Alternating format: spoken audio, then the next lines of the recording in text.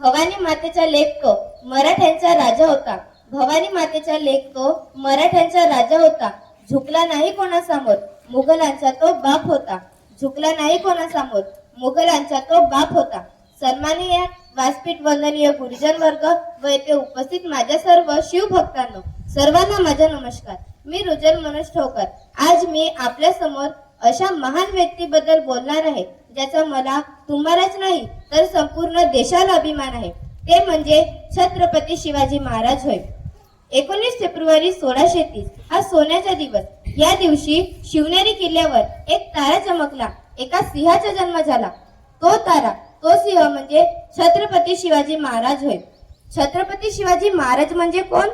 36 हत्तींचे बाळ असणारे, त्रस्त मुघलांना करणारे, परत न फिरणारे, तीनही जग जाणणारे, शिस्तप्रिय, वाणिज्य तेज, जिजाऊंचे पुत्र, महाराष्ट्राची शान, हार न मानणारे, राजेचे हितचिंतक, जनतेचा राजा असे होते आमचे शिवाजी राजे. शिवाजी महाराज हे शहाजीराजे भोसले व माता जिजाऊंचे पुत्र होते. ते लहानपणीपासूनच अत्यंत हुशार व चाणाक्ष बुद्धीचे होते. माता जिजाऊंनी बालवयातच त्यांच्या मनात स्वराज्य स्थापनेची स्वप्न निर्माण केले. तुम्हाला स्वराज्य स्थापन करायचेच आहे असा प्रचंड आत्मविश्वास त्यांनी शिवरायांच्या मनात निर्माण केला. त्या दृष्टीने शिवरायांनी विजय घोडदौड सुरू केली.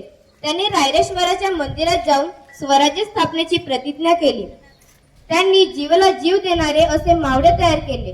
तोरणा किल्ला जिंकून स्वराज्याचे तोरण बांधले. गनिमी कावा व दृढाईच्या शक्तीच्या जोरावर त्यांनी अनेक किल्ले जिंकले. हिंदवी स्वराज्य स्थापन करून त्यांनी माता जिजाऊंचे स्वप्न सत्यात उतरवले. 6 जून 1674 मध्ये शिवरायांचा राज्याभिषेक करण्यात आला. जनतेला एक न्यायप्रिय राजा मिळाला. ते न्याय, सर्वधर्म, समभाव, स्त्रियांप्रती आदर या न्यायाने वागले. दुर्दैवाने 3 एप्रिल 1680 मध्ये शिवरायांनी अखेरचा श्वास घेतला. एक पराक्रमी राजा कारच्या पडद्याआत गेला. अशा या महान व्यक्तीबद्दल बोलताना माझे शब्द हे अपुरे पडतात. शब्द हे अपुरे पडतील अशी शिवरायांची कीर्ती. शब्द हे अपुरे पडतील अशी शिवरायांची कीर्ती. राजा शोभूनी दिसे जगती असे होते आमचे शिवछत्रपती. राजा शोभूनी दिसे जगती असे होते आमचे शिवछत्रपती. अशा या महान व्यक्तीला कोटी कोटी वंदन करून मी माझे 2 शब्द पूर्ण करते. जय जिजाऊ, जय शिवाजी. धन्यवाद.